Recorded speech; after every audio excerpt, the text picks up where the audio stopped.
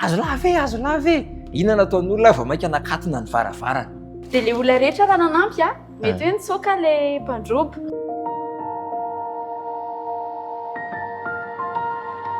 Ao anatin'ny kopakopa-tanana indray no hiara-banantsika rehetra natokantrano aleo ataoko tanandroa mihitsy satria tonga sondray isika ao anatin'ilay fandaharana universe mamiko maminao ilay fotoana fiarahantsika mianatra ny soratra masina andinihana an'ireo fahamarinana sarotra avy ao amin'ny tenin'Andriamanitra. Araka ny mahazatra dia misy tanora mahafinaritra miaraka amintsika amin'ity androany ity ho vahin'ny fandaharana dia tsy izy izany fa Rovam-Pitira Zafindrabe.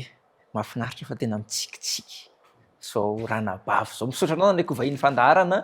Eo ihany koa i fanomezan-tsoa Rakotoarlala. Misaotra betsaka ndraiky ho vahin'ny fandaharana universe. Mino fa manana zavatra ho zarainy nareo amin'ity androany ity ao anatin'ny fandaharana satria misy ireo any tokantrano izay miaraka mandalina amintsika eto ny soratra masina. Tia ampafantatra anareo amin'ity androany ity fa ny jauna toko 5:10 indray no ifantohan'ny fandiniantsika. Ity jauna 5:10 ity dia misy lohateny mahafinaritra manao hoe fanoharana ny amin'ny voaloboka sy ny sampany ary ny firaisan'i Jesosy sy ny mpianany. Anisan'ny tena nanaitra na tonga n'ity hoe jauna toko 5:10 ity dia ilay 5:5. Izao ny voaloboka ianareo ny sampany izay miray amiko izao aminy dia mamobe izy fa raha misaraka amiko kosa ianareo dia tsy mahay manao na inona na inona. Amin'izao vanim-potoana izao mantsy mialohan'ny andraisanareo fitenenana sahady dia anisan'ny vanim-potoana izay ahitana inona re zany olombelona na tanora na olon-dehibe miaina izy fa tena vide à l'intérieur. Ohatran'ny hoe tanteraka zany ty teny ty hoe tsy mahay manao na inona na inona. Eo anatrehany izay toe-javatra izay misy an'ity tenin'Andriamanitra ity. Nareo mahatanora nareo resy lahatra ve nareo satria eo amin'ny 5:5 izay resiko izay fa ny tontolo-kevitry ny jauna toko 10 moa dia miresaka an'izay hoe misy resaka voaloboka ao hatramin'ny nanomboka tamin'ny teo aloha tsika dia nianatra jauna toko 4:10 fa Jesosy niresaka tamin'ny mpianatra. Eo mihitsy ilay mahatonga ana miresaka satria andray ohatra fotsiny hoe indraindray nge-tsika miconnecte kitikitika telefôniny be followers fa le tena namana ve ianao ny le followers anao tena betsaka mbola mahatsapa vita. Dia eto ilay teny 5:10 tena hoe raha misaraka amiko nareo tsy mahay manao na inona na inona. Resy lahatra amin'izany ve izay le anokafako azy aloha tonga eto nareo ifampizara efa dodina ihany koa izay ny atokantrano miaraka amin'izay omeko anareo avy hatrany ary ny fitenenana. Ya arak'izany merci beaucoup namana Kael.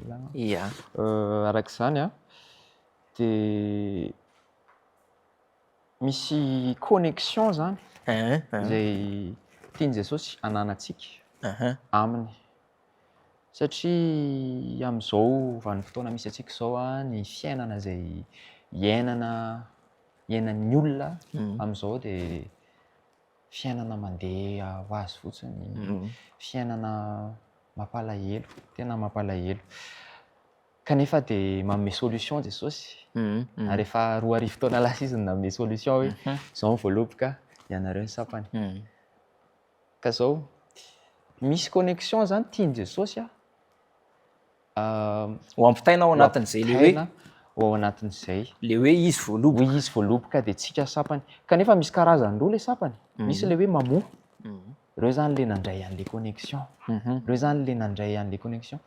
Nandray ny tenin' Jesosy tena hoe mivelona araka ny tenin' Jesosy satria tsy mofy ihany ivelomana fa ny teny rehetra izay nalokan'ny vavan'Andriamanitra.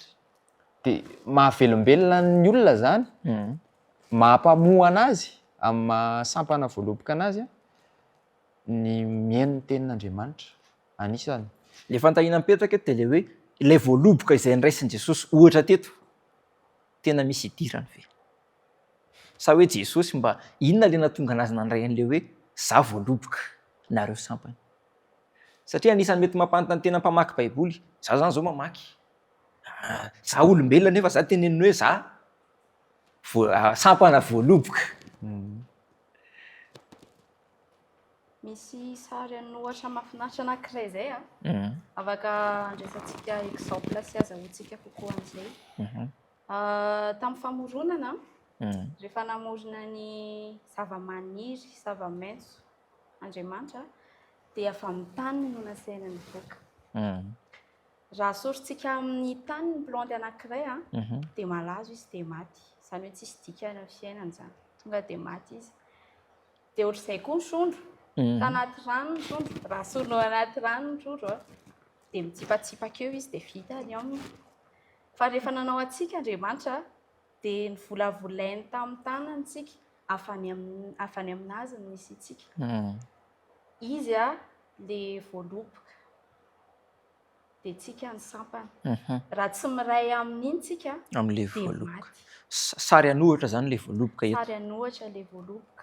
Raha ohatra ka tsy miray amin'ny fototritsika le sampany zany dia tsy misy dikany fa mazava ho azy maty. Ohatrany tiako be ilay ohatra le hoe satria rehefa tena mijery an'io Genesis io isika arak'izay tenen'ny rova izay mihitsy dia misy teny eo zany hoe rehefa nanao an'le planty sy le zava-manan'aina Andriamanitra dia le tany mihitsy no mibaikony. Hoe aoka ny tany haniry dia le tany no mibaikony. Rehefa nanao le hazan-drano izy dia le rano no mibaikony. Aoka ny rano hisy hazan-drano dia rehefa hanao ny olombelona indray izy dia ndraisiny an-tanany. dia izy mihitsy amin'izay no hoe nanao anazy. Dia izay le mahatonga an'le hoe raha sary anohitra le voaloboka eto dia miverina amin'izay mihitsy le izy. Hoe entin'Andriamanitra hanehoana an'le hoe raha misaraka amiko. Dia andray ohatra zany hoe nanamboatra ny iPhone zany zao ny téléphone efa nanamboatra izy hoe ity misy câble chargeur tsy maintsy atsatoka amin'ny courant ity fa rehefa tsy mitsatoka amin'le courant ity dia maty ary tsy velona intsony raha tsisy courant. Io zany le zavatra le azoko be le tenenina hoe tsy miditra sary anohitra le voaloboka. Sao dia manko misy eritreritra indray hoe zaho ny voaloboka. Ohatrany tsy azoko mihitsy raha ity baiboly ity fa aleo ity akatona fa za voaloboka. Ohatrany zavatra lasa essentiel izy fa zao zany tsika izay le hoe ato anatin'ny universe tsika dia miresaka. Ohatrany te hanohy mihitsy ianao. Tena marina be le fanoharana teo. Tsika zany misy zavatra misy exemple hafa koa zany. Fa io zany nataony Jesosy satria fahitako an'io zao mety hoe nentin'Andriamanitra. Mety hoe izay ny zava-betsaka tamin'izany. Zavatra betsaka tamin'izany tamin'ny andro voaloboka. Mety fotoana voaloboka tamin'izay. Fa tsy mahavita tena zany tsika. Any le tena hoe tsy mahavita tena, tsy manana autonomie. Hoe autonomie amin'izao hoe mandendehany fotsiny dia tsy mila anona fa dia hita be ny izy. Hita be le izy rehefa hoe tsy manana an'izay connexion zay. Eo manko le mahatonga an'antany. Satria 5 raha misaraka amiko anareo dia tsy mahay manao na inona na inona. Ahoana no mety ho fiseho an'izay eo amin'ny fiarahamonina, eo amin'ny fiainako, eo amin'ny fiainanao. Raha tsika miresaka eto. Ny ohatra hitako hoe mivaingana indrindra amin'izay zao hita amin'ny masona amin'ny fiarahamonina dia manana loisir be dia be tsika. Manana zavatra anasorana. Analana sorisory. Analana sorisory tsika, manalaza izy amin'ny fitentsika izay. Dia nefa mbola mitady zavatra hafa foana tsika, mbola misy tsy ampy foana ao anatintsika. Mety hoe tsy mipetaka tsara ve le chargeur. Sa hoe tsy mipasy tsara le connexion. Misy zavatra manko foana amin'ny fiainantsika na dia misy karazany be dia be ary no le distraction. Tsy ahitantsika fifaliana. Tena izany mihitsiny. Tena amina miliara ny karazana loisir, karazana divertissement.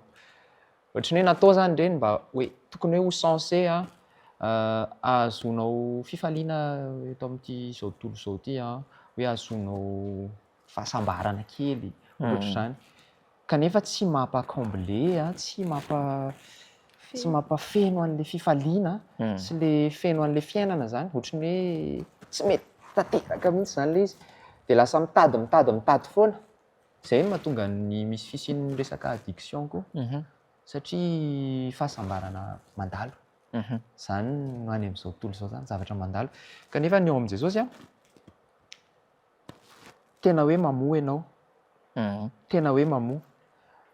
Ka satria izay no maha olombelona antsika. Ny olombelona zany tsy ny zavatra kely ohatr'ireny, tsy ny reny zavatra be da be hita hiteny amin'ny rehetrarehetra eny a reny manalazy sy ihany reny no mety aminy no mampavelombelona anazy no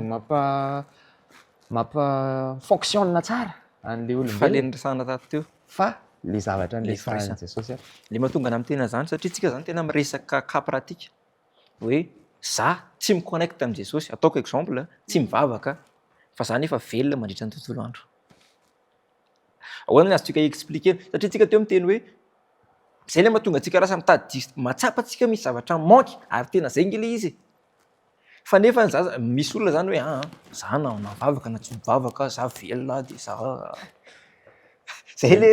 zay le olana eto nefa zany tena hoe raha misaraka amiko nareo misy sampany malazo misy mamobe ahoana raha mety ho fiseho an'izay satria le Jean 15 manko maneho hoe le firaisana mamobe le tsy miray malazo za nefa tsy miconnecté fa za velona foana mandritra ny tontolo andro.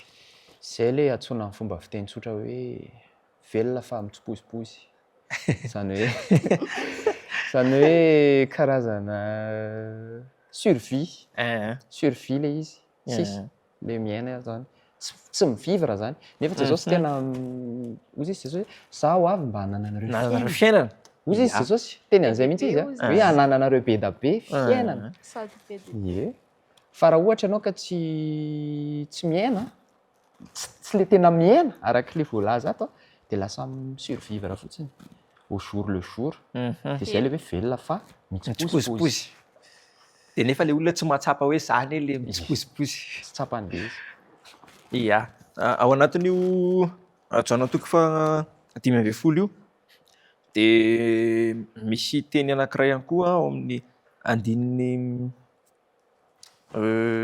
fa enina raha misy tsy miray amiko de ariana ny ivelany tahaka ny sampany izy malazo angonina izy ka tsipy any anaty afo ary homay. Eo zany satria tsika teo miresaka hoe sary anohatra resaka voaloboka teo tsika resaka firaisantsika hoe le firaisantsika amin'i Jesosy de lasa ananantsika n'ilay hoe fiainana tena izy fiainana be dia be raha tsy miray tsika de mitsiposiposy eto nefa tsy vitan'le hoe mitsiposiposy fa raha tsy miray amiko ianareo sady efa tsy mahay manao na inona na inona no mbola angonina de atsipy any anaty afo de homay. Ahoana no mety azontsika anazavana atakarana an'izay hoe misy zavatra tian'i Jesosy ampianarina nge ao anatin'izany. Tsotra be le izy tsika zao raha raisitsika amin'ny tenatsika raha ohatra hoe tsika zany teo amin'ny place Jesosy de amboly zavatra tsika raha misy zavatra ratsy ve eo de inona no ataonao amin'iny zavatra ratsy iny satria le ratsy mety animba an'le tsara animban'le tsara iny ratsy iny avy eo raha misy paoma betsaka zao eo paoma anankiray nefa lo androany mihodina kely ianao ny arivan'iny efa anankitelo indray lo satria namindrany anankiray iny de ataovy amin'ny toeranao ny ratsy zany mora mifindra ny ratsy ary tena rapida be ny findrareo zavatra io de arak'izay hoe zay ratsiratsy ny vahaolana de esorina de le miditra amin'le teny amin'izay tsika tsy vitan'ny esorina fa asorina hozy izy avy eo dorana rehefa dorana ianao de levona zany hoe tena tsy misy dikany mihitsy zany le malazo anatrehan'le manana vo mamomo zay tena ao anaty hazo anankiray daholo ireo le mamoa sy tsy mamoa kanefa misy destin samihafa ny anankiray de tsy maintsy hoe sorona satria rehefa ela rehefa manao survie-ny foana le partie ana plante tsy mamoa iny de tsy maintsy ala izy amin'ny fomba ahoana na amin'ny fomba ahoana mety hoe ny rivotra mihitsy ny analana azy mety le olona mpamboly mihitsy no analan'iny zavatra tsy mandeha amin'izay laoniny iny eto manko zao anisan'ny tena voaresaka Jesosy eto le hoe miresantsika teo ihany koa mamoa be de anisan'ny zavatra logika be anatin'ny hazo satria tsika miresaka hoe voaloboka le sary anohatra nisy nalazo de nisy namoa de tena mahafinaritra ty voaloboka ty Fa nefa le voaloboka zany tena hita hoe le firaisana natonga an'le sampany namoa. Ny fantahina tokony hipetraka zany zao ho an'ny any tokantrano de le hoe manao ahoana ny fifandraisako amin'Andriamanitra satria za efa noforonina censé hoe tena miray manao ahoana ny fifandraisako.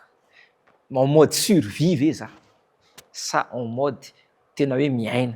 De eo anatrehan'izay nefa de eo am'le mamoa mihitsy mantsy mahatonga na ohatrany hoe lasa lina hoe ahoana ary le mamoa satria misy voaloboka zany eo. Le problème am'izay rehefa misy mamoa eo de ianao mahita an'le mamoa de ianao ohatrany te ho voaloboka nefa ianao tsy te hiray am'ilay azontsika atao ve. Tena Be de be ny te hireusir mahita hoe ry misy anina ohatran'izao. Satria le fiainantsika mihitsy zany mahatonga na raha le lôzika andresanareo teo de ilay hoe no le firaisana de ny firaisana tsy maintsy miteraka vo. De nefa le monde actuel mampanantena vo tsy misy firaisana. Zay indrindra.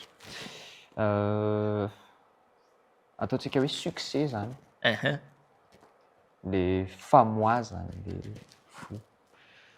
Kanefa ataontsika hoe mety mifakafaka hita ihany le branche sy le anina sasany de ohatrany hoe mahita an'le namanay tsy hoe tsorovavolombelona ohatra zao izy tena nisy zavatra tsara be nataon'i Jesosy taminahy de nen'le olona le résultat no tedaviny fa tsy le antony na tonga le processus source fa le résultat foana. Lasa iny ny jeren'ny olona, lasa iny ny katsahan'ny olona ary zany no mampalahelo amin'izao fiainan'izao lasa fikatsahan-javatra, fitadiavana intérêt no anarana an'Andriamanitra fa tsy mitady firaisana akory. Tsy te hanao an'le condition an'le arbre tsy te hiaraka kanefa te hitady vokany fotsiny. De zay no mahatonga an'le ampy zay le makany am-piangonana. Tsy ampy fotsiny. Tena foana no ivavahanareo izy raha tsy manao sitrapony ndraiky izay any an-danitra nareo. Zay zao de efa anisany. Reo zany reo sampan'ireo zany normalement tokony handray an'le sève avy any amin'le racine de zay no mampaniry anazy. Fa le sasany nefany le zavatra eny ivelany no raisiny. Le masoandro le gaingaina be iny no raisiny any ivelany iny. Avy any ivelany iny. Any ivelany iny ny rivotra mamely iny no raisiny fa tsy mety mandray an'le source izy. Fa zao nefany raha ohatra ka mandray an'le source izy ka misy an'le masoandro tsy misy an'le rivotra ao de mety. Na eo ary ny masoandro be sy ny rivotra fa le avaria amin'ny source ny tena mamelona anazy. Mamelona anazy iny prioritaire ho anazy. Zava-dehibe zay. Araky lisy koa hoe tsy te handray izy ny avy any ivelana raisiny tsy le zavatra tokony havelona anazy. Antony ivelomany sy condition ampavelana tsy anazy. Le masoandro iny eo foany na eo izy na tsy eo de nefa izy niankina tamin'iny indray fa tsy mivela tamin'le source zay tena mampavelona anazy. De nisy an'le resaka teo hoe mitsiriritry an'le efa voaloboka efa tsara izy le résultat de nefany iny tsy ohatran'iny tsy ohatran'iny fetombohan'iny hoe voaloboka. Fa nandalo processus be de be izy efa nifandray ela be niaraka tamin'ny source izy mbola kely mbola bouchon izy de efa nifandray tamin'ny source tsy tapaka. Efa nifandray foana izy zay vao lasa ohatran'iny. Misy koa nefa le atao hoe voaloboka artificiel. Misy koa le voaloboka artificiel. De nefa le voaloboka artificiel tsy nandalo tamin'le processus fa le izy le hitan'ny maso fotsiny ohatrany hoe ohatran'ny voaloboka fa rehefa tena jerenao ka le izy tsy mitondra zavatra. Iny le survivre aloha izy elaela fa rehefa mandeha ny fotoana de hita ihany hoe ty le tena lalipaka. Misy an'le secret hitako ato amin'ny 7 manko manao hoe raha miray amiko ianareo mitoetra ao anatinareo ny teniko de angatao zay tianao na inona fa ho tonga aminareo izany. tena tsara zany teny zany. Somary mitoy ty jaona toko fa 5 ty moa zany misy tapany anankiroa manaraka eo somary ifantohantsika kely indray satria nyresaka fitiavana kokoa Jesosy teo ambaniny eo. Rehefa niresaka izy hoe mamoa dia mamoa fitiavana hozy izy. Anisan'ny tena vokatra ilay firaisana zany ny fitiavana. Io fitiavana io izay ataoko hoe anehoana an'ilay hoe andro farany zao miamangatsika ny fitiavany maro. Nefa Jesosy dia tena manao mihitsy hoe raha miray amiko ianareo dia tokony hiteraka fitiavana zay. Indray mandeha zay tany partian'ny vato tanoany tamin'ny semaine lasa teo nisy vakitrano teo amina fivarotana anankiray. Miantso azo lava ilay olona. Azo lava e, azo lava e. Inona nataon'ny olona vao maika nakatona ny varavarana. Satria tsy efa tsisy fitiavana intsony ny olona. Tsy any amina zany fa tsy aty amina. Tsy zavatra izay nefa be dia be ny milaza mivavaka e. Mpiara-mivavaka aminay zao zany ohatra le ao ambadika eo. Fa rehefa raikitra ny hoe misy miataka aho, akatoko mafy ny varavarana satria mba tsy ho akaty amiko le. Dia nefa Jesosy tena nampianatra mihitsy hoe mba ho tanteraka aminareo ny fifaliako dia izao ny didiko dia mba hifankatiavanareo tahaka ny itiavako anareo. Nanindro mihitsy zany Jesosy an'ilay fitiavana eny azontsika ambara mahakasika an'izay manokana.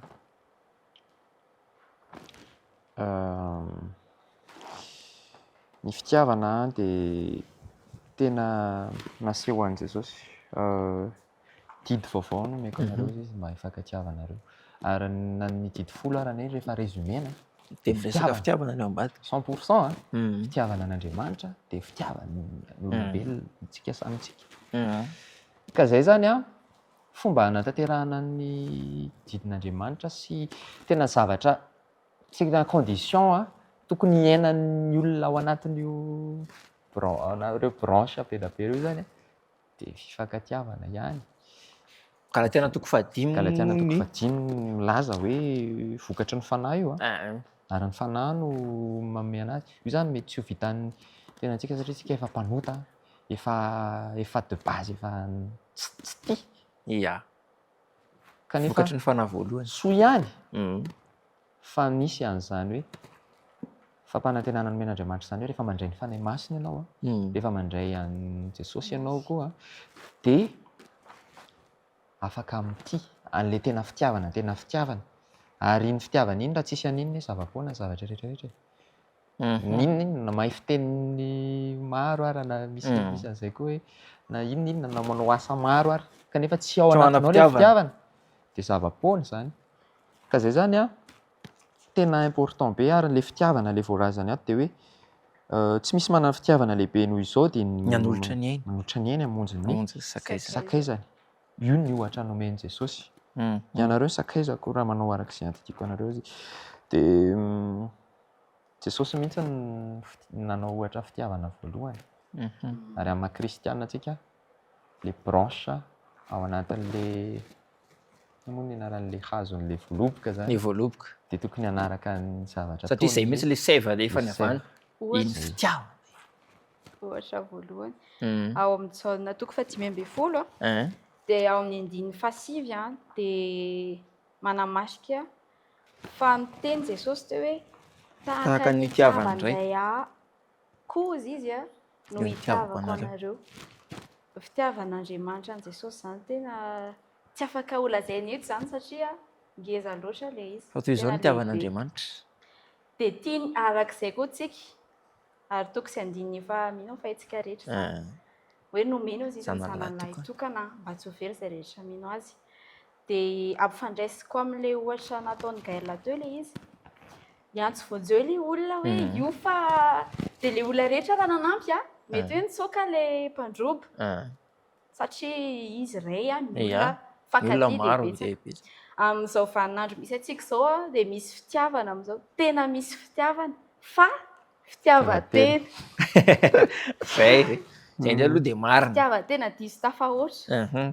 Dia arak'izay hoe misy mandroba ve nareo aleo nareo vao roba fa zay. Zay sao dia izay indray ny taraiky any. Dia idina nefa raha miray ina dia samy voavonjy daholo samy tsisy taraiky ohatran'ilay. Zay tena Jesosy hoe ny ifankatiavanareo. Ifankatiavantsika aty amin'izao vaninandro izao ny jaona toko de folo de misy ifandraisany am'le fiainatsika ankehitriny raha izay zavatra ifampiresantsika eto satria zay moko le diniantsika eto anehoana an'le hoe ny tenin'Andriamanitra ve mifandray am'le fiainako ankehitriny de arak'izay mihitsy hoe mireflety an'le fiainatsika le izy hoe fa maninona Jesosy no miteny mihitsy hoe andiny fafito amby folo zany zavatra zany no andidiko anareo mba hifankatiavanareo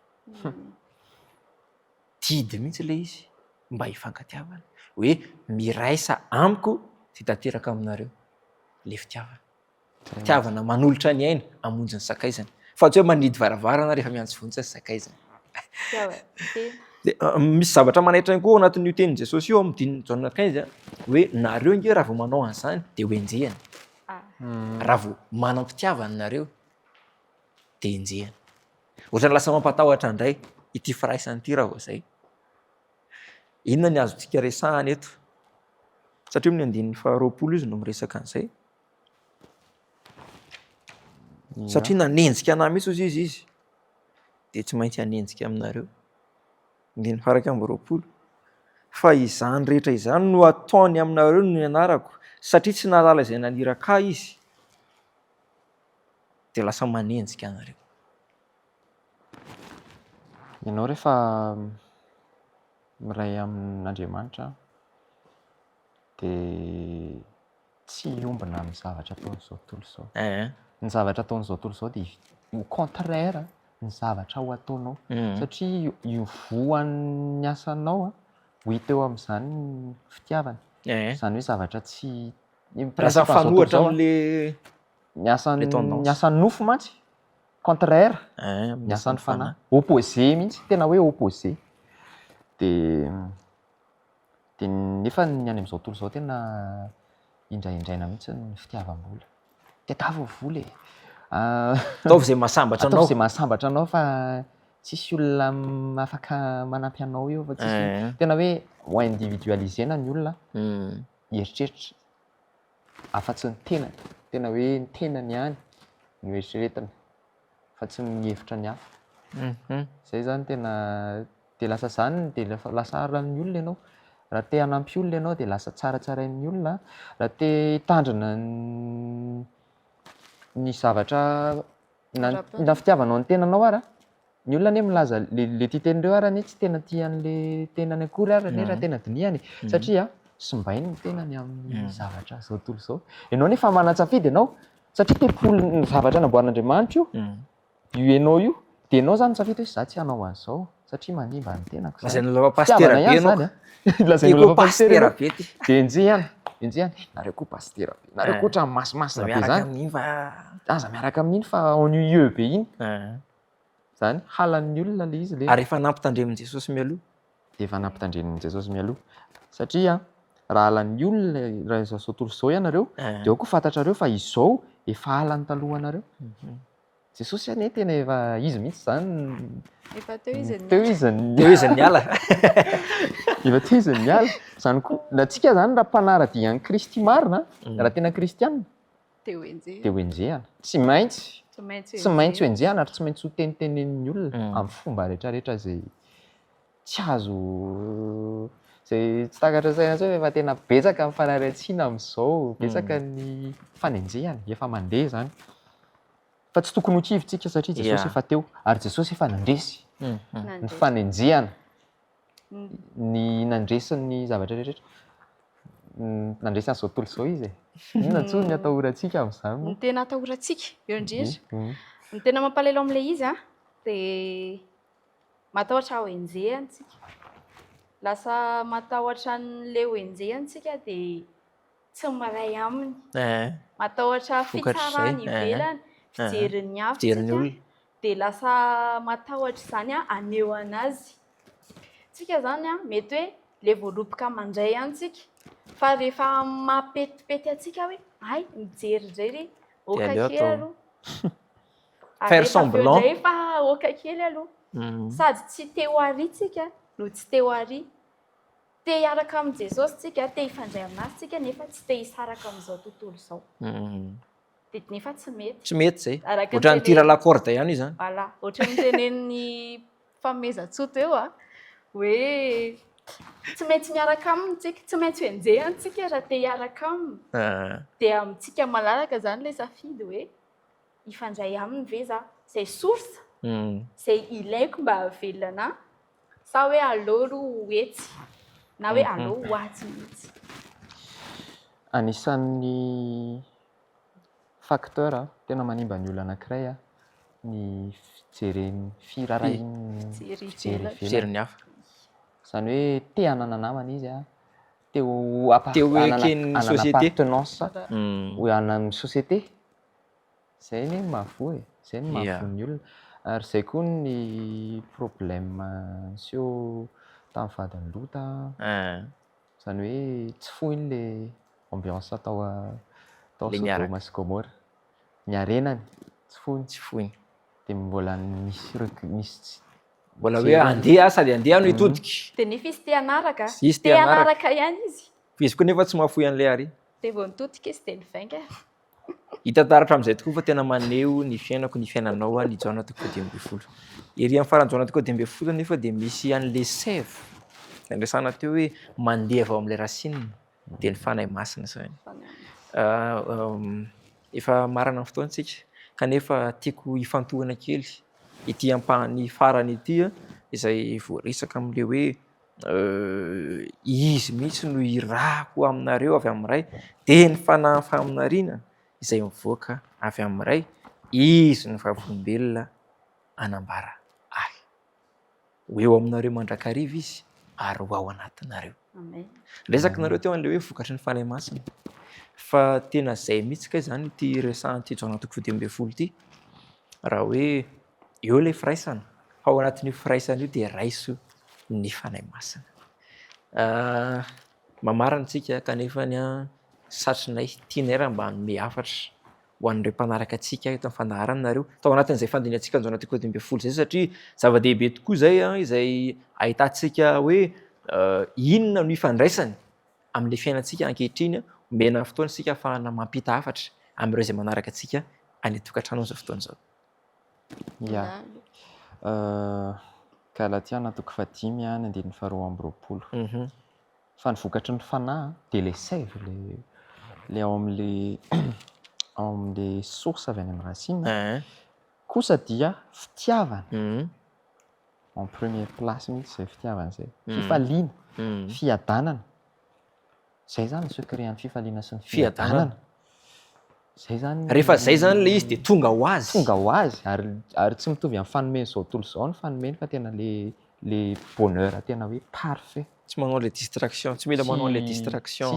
Tsy tafiditra ao anatin'ny addiction. Tsy mila an'ilay zavatra. Tsy mila an'ireny intsony. Arak'ilay teo zany hoe fifandraisana amin'Andriamanitra ilay tena niresahantsika teo. Dia ilaina ilay izy satria essentiel ho antsika olombelona. Tanora ianao marina hoe liana amin'ireny zavatra ireny, te hanaraka ny fanaony izao tontolo izao izay manao an'ireny. Fa nefa azo atao ambany zavatra ny fifandraisana amin'Andriamanitra. Dia arak'ilay resantsika farany teo hoe efa nandalovan'i Jesosy io, efa halan'izao tontolo izao koa izy, tsy maintsy ho halany koa tsika. Fa izao nefa nampanantenantsika i Jesosy hoe raha naraka ny diako ianao dia tsy ho rery, tsy ho irery mandrakizay fa za miaraka aminao foana. Ary izay ny lalana nataony no arahantsika dia efa nandresy an'izao tontolo izao izy dia mino koa isika fa handresy izao tontolo izao. Eny ary ray fanantenana ry tanora malala izany indray no mamarana ny fandaharantsika. Eo anatrehan'izay nefa dia te hampahery anao amin'ity androany ity. Fa raha miray amiko ianareo ka mitoetra ao anatinareo ny teniko Jehovah dia angatao izay tianareo na inona fa ho tonga aminareo izany. Niresaka tsika teo fa misy connexion ataontsika isan'andro. Mety connecté amin'ny namanao ianao, mety connecté amin'ny asanao ianao, connecté amin'ny fianaranao ianao.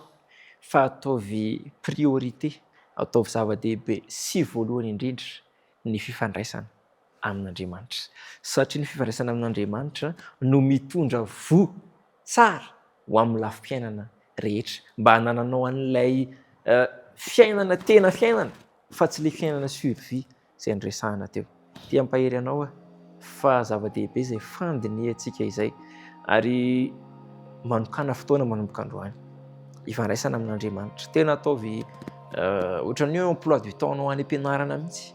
Hoe raha miditra amin'ny fito ianao hiaona amin'ny mpampianatra, raha vao mifoha ianao ka tokony hi-connecte amin'ny namana, hi-connecte amin'ny actualité, hi-connecte amin'ny information, dia atao fotoana mihitsy hoe raha mpitso maraina amin'izao lera dia hi-connecter amin'Andriamanitra aloha. Ilay source dia rehefa connecter amin'ilay source rehefa avy eo dia afaka miseho connecte. Ohatran'ny hoe raha téléphone zany izy dia chargé mihitsy aloha. Rehefa plein ianao rehefa avy eo dia afaka mi-connecte amin'ny YouTube, Facebook. Fa raha ianao low baty dia tsy afaka, dia vita daholo amin'izay le ambiny. Ka izany indray no tiako ampahaizanao ty androany ity. Zava-dehibe fifandraisantsika azadino amin'ny herin'ny toy izao indray eo ny fandaharana universe izay ahafahantsika ihany koa miseho connecté amin'Andriamanitra. Dia mino fa hanaraka tsy tapaka izany ianao amin'ny herin'ny toy izao dia manome toky anao indray izahay fa mbola hiaraka eto isika ao anatin'ny fandiniana loha hevitra vaovao ka mino fa hiaraka aminay eto indray ianao ao anatin'ny fandiniana. Amarana antsika azy andeha isika hivavaka. Jehovah Andriamanitra arainay eo misaotra ny amin'ny Jaona 5:10 izay nosoratanao anay, na dia teo mba vahoana ny azo fijaliana azy ianao dia mbola nampianatra anay fa mila ny firaisana aminao izahay. Ampianarinao ny mpianatra, ampianarinao koa izahay, fantatrao anefa fa mety misy fotoana ny andao anao izahay kanefa nomenao anay ilay secret ny amin'izany firaisana izany. Andriamanitra maniry indrindra izahay raha amin'izao sisa izao manomboka amin'ity androany ity raha an'olo tena tanteraka hanokana fotoana hi-connecter aminao, hi-charge aminao dia irina indrindra Jesosy mba tena hiasa ao aminay ilay fanahinao masina ka hanome anay ny vo rehetra izay miaraka amin'izany. Misaotra ny amin'ireto vahiny fandaharana ireto momba azy ireo manokana ianao vavaka ihany koa ny any tokantrano ny fanoratena mba hidiranao antsehatra amin'ny anaran'i Jesosy. Amen. Amen.